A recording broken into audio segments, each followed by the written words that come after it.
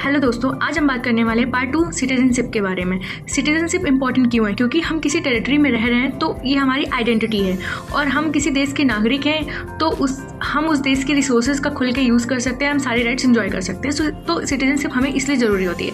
अब हमारा आर्टिकल 5 क्या बोलता है? कमेंसमेंट, यानी जो हमारा इंस्टीट्यूशन लागू हुआ था 1950 26 जनवरी में, तो ये उसके बारे में बात करता है कि जो who was born in territory of India, जो इंडिया की टेरिटरी में ही पैदा हुआ या उसके parents or grand parents India के थे, तो ये उसके बारे में बात करता है। अब हम जाएंगे हमारे 6 आर्टिकल पे। तो 6 आर्टिकल हमारा क्या बोलता है? 6 आर्टिकल बोलता है a person who has migrated to the territory of India from the territory other territory, I mean जो पाकिस्तान बेसिकली अभी हो गई है, तो अगर वहाँ से कोई जो लोग, जैसे पार्टीशन हुआ था तो जो पंजाब के कुछ, पंजाब और जितना हमारा ये नॉर्थ वेस्ट जो दे दिया गया था पाकिस्तान को, तो वहाँ से जो लोग इंडिया आए हैं, बेसिकली हिंदू लोग ये जो भी आए हैं माइग्रेट होकर के, तो ये उनके बारे में बात करता है। यानी 6 किसकी बात करता है? जो लोग किसी मतलब पाकिस्तान की टेरिटरी से इंडिया आए हैं, ठीक है। और अब हम बात करेंगे, ये देखिए इसमें लिखा हुआ ही और either of his parents or grandparents were born in India, ठीक है। ये उसके बारे में बात कर रहा है और फिर वापस आ गए हैं, ठीक है। नाउ इट्स टाइम टू 7 यानी कि जो इंडिया से माइग्रेट हुए थे पाकिस्तान को, ठीक है, पहले मतलब पार्टीशन हुआ तो पहले उन्होंने डिसाइड कर लिया कि ठीक है हम पाकिस्तान चले जाएंगे, और बाई चांस वो दोबारा आना चाहते हैं या आए हैं दोबारा जा करके, तो ये उसके बारे में बात करता है। ये देखिए लिखा हुआ ना, has return to the territory of India under a permit of resettlement or permanent return issued by or under the authority of any law, and every such person shall for purpose of clause B of article 6 be deemed to have migrate to the territory of India after the 19 of July 1948, ठीक है। तो ये इसके बारे में बात करता है। अब 8 हमारा क्या बात करता है? 8 हमारा बात करता है इंडियन ओरिजिन लिव्स आउटसाइड, मतलब कि जो इंडिया के ही ओरिजिन के लोग हैं वो बाहर कंट्री से अगर रह रहे हैं, ये बेसिकली उसके बारे में बात करता है। उनको क्या क्या प्रिविलेजेस हैं, क्या नहीं है, उन्हें कैसे रजिस्टर करना होता है अगर सिटीजनशिप चाहिए, ये बेसिकली उसके बारे में बात करता है। आप एक बार पढ़ लेना इसको, ठीक है। यहाँ पे देखिए लिखा हुआ है defined and who ordinary resident in any country outside India as a defined shall be deemed to be citizen of India if he has registered as citizenship of India by diplomatic or consular representative of India. यानी कि वहाँ पे जो हमारे other countries में जो consular representative अगर उनके अंडर इन्होंने रजिस्टर कर रखा है तो इनकी जो सिटीजनशिप है वो नहीं जाती है, ठीक है। ओके, तो ये हमारा बेसिकली बात करता है जो आउटसाइड है 8, ठीक है। अब 9 पे आते हैं। 9 पे क्या बात करते हैं? Voluntarily became citizen of another country, यानी किसी ने अगर वहाँ पे ये देखिए लिखा है ना, voluntarily acquired the citizenship of any foreign state, ठीक है। और हाँ, इसमें एक कंडीशन होती है, अगर आपने सिटीजनशिप एक्वायर कर ली है तो आपको इमीडिएटली जो इंडियन पासपोर्ट है वो आपको वहाँ पे जाके सबमिट करना होता है बेसिकली, ठीक है। क्योंकि जो इंडिया का कॉन्स्टिट्यूशन है वो डबल सिटीजनशिप को परमिट नहीं करता। इंडिया ने केवल सिंगल सिटीजनशिप को ही अलाउ कर रखा है, इसलिए आपको देना पड़ता है। अब आते हैं आर्टिकल 10, एवरी पर्सन, ये देखो इसमें subject the provision of any law that may be made by parliament continue to be such. और हाँ, ये सारी जो हमने अभी तक पढ़ा है वो सारे उन सारे के ऊपर जो provision any law that may be made by parliament continue such, और जो भी आगे जा करके पार्लियामेंट कोई लॉ इनसे रिलेटेड बनाती है तो सारे सिटीजन्स को फॉलो करना पड़ेगा वो, ये इस बारे में यहाँ पे लिखा हुआ है, ठीक है। Under the any state of foreign provision of this part shall be, ठीक है, for going, I mean. Now it's time to Article 11. Article nothing in the foregoing provision of this shall part shall derogate from the power of Parliament to make any provision with respect to the acquisition and termination of citizenship and all other matters related to citizenship. तो basically ये बात करता है कि जो हमारी parliament है, parliament को पावर, ये क्वेश्चन बहुत बार पूछा जा चुका है और पूछा जा सकता है आपसे यूपीएससी से, बी केयरफुल। ये 11.11 जो दिया हुआ है, आई मीन हमारा आर्टिकल 11, तो ये बात करता है कि पार्लियामेंट को ये राइट्स हैं या पार्लियामेंट को ये प्रोविज़न है कि वो इनसे रिलेटेड मैटर में क्या बना, वो सिटीजनशिप का respect to the acquisition and termination, यानी सिटीजन की एक्विजिशन और टर्मिनेशन के रिगार्डिंग लॉ बना सकती है। ये पावर किस में दिया हुआ है? आर्टिकल 11 में। सो ये गाइस, ये आपका था, ठीक है। और हाँ, एक और चीज़, जैसे कि एक मैंने क्वेश्चन अभी एमसीक्यू सॉल्व किया था, उसमें लिखा हुआ था कि अगर मान लीजिए पासपोर्ट का मिसयूज़ होता है तो ये किस आर्टिकल के अंडर कंसीडर किया जाए। तो बेसिकली देखिए, हमारा जो आर्टिकल 11 है वो एक्विजिशन और टर्मिनेशन की बात करता है। ये कहीं पे भी नहीं लिखा कि पासपोर्ट का अगर मिसयूज़ होता है तो हमारी पार्लियामेंट या उसके लिए कुछ भी या अलग से कोई लॉ है, ये कुछ नहीं है, कोई डिफाइन ही नहीं किया गया। ओके, सो अब हम बात करेंगे एक्वाजिशन बाय बर्थ। अब बर्थ से कैसे?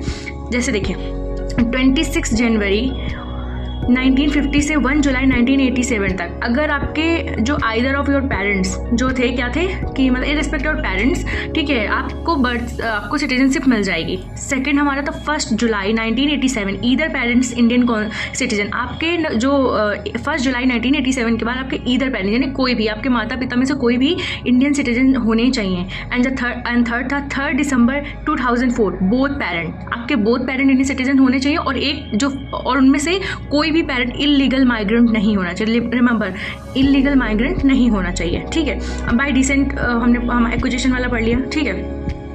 बाय डिसेंट जनवरी 26, 1950 से दिसंबर 10, 1992 फादर अगर इंडियन सिटीजन है आपके, ठीक है, कौन है फादर अगर आपके इंडियन सिटीजन है। After December 10, 1992 either of your parent citizen है, ठीक है। और दिसंबर 3, 2004 से कंसोलिडेटेड इंडियन रजिस्ट्रेशन, यानी कि अगर वो दिसंबर 3, 2000 मान लीजिए कोई बाहर रह रहा है तो वो जो हमारे कंसल्टेड जो क्या बोलते हैं हमारा ऑफिस होता है बाहर, उसमें रजिस्टर्ड होने चाहिए, ठीक है। और बाय रजिस्ट्रेशन में तो आपको पता ही होगा इंडियन ओरिजिन है तो 7 ईयर आप रिसाइड करिए इंडिया में तो आपको मिल जाएगी। और अगर आप बाय नेचुरलाइजेशन यानी नेचुरलाइजेशन से चाहते हैं तो आप पहले तो आप इलीगल माइग्रेंट नहीं होने चाहिए, दूसरे लास्ट 14 ईयर्स से आप यहीं रहने चाहिए, और 1 ईयर आप इंडिया में रह रहे होने चाहिए बिफोर अप्लाई, यानी अप्लाई करने से पहले। तो ये आपके बेसिकली हो गए। और हाँ, एक और चीज़, अगर कोई भी हमारे इसमें हाँ ठीक है, इतना तो मैंने बता ही दिया है ना। अब हम इंपॉर्टेंट क्वेश्चन सॉल्व करते हैं, ठीक है। ओके, देखिए आपको इससे ये आइडिया लग जाएगा कि वैसे इससे ज़्यादा क्वेश्चन तो नहीं आते हैं बट स्टिल एक आइडिया लग जाता है ना कि कैसे क्वेश्चन आ सकते हैं इन फ्यूचर। सो लिखा under which method can a foreign be granted Indian citizenship for distinguish service to literature और साइंस, यानी आपको क्या लगता है कि कोई फॉरेनर है उसको सिटीजनशिप कैसे मिलेगी अगर वो लिटरेचर कर रहा है या साइंस के थ्रू सर्विस टू लिटरेचर, ठीक है। तो इसका आंसर आपको क्या लगता है, bye registration, by birth, naturalisation और डिसेंट। तो इसका होगा नेचुरलाइजेशन से, क्योंकि कोई फॉरेन हो, कोई भी उसका रीज़न हो, अगर वो फॉरेनर है तो उसको नेचुरलाइजेशन का वो फॉलो करना पड़ेगा, ठीक है। ये आंसर में भी यही दिया, हमने देख लिया। Next we are going next question. So 8, which of the following statement is or are correct of the fundamental duties of Indian citizen, ठीक है। हमारी ड्यूटीज़ क्या, uh legislative process has been provided to enforce the, आपको क्या लगता है जो हमारी ड्यूटीज़ होती है क्या उसमें लेजिस्लेटिव प्रोसेस को प्रोवाइड करता है, नो नेवर, ठीक है। और फंडामेंटल ड्यूटीज़ कोई इन्फोर्सेबल है ही नहीं पहली चीज़ तो, ठीक है। और they are corrected to legal, हाँ ये दे आर को रिलेटेड टू लीगल ड्यूटीज़, हाँ ये को रिलेटेड बिल्कुल लीगल ड्यूटीज़ के साथ है, तो हमारा ऑप्शन भी देखिए सही होगा। और ये UPSC 2017 में पूछा भी गया है। ओके, सो देखिए अपने answer. Next we are going to next topic.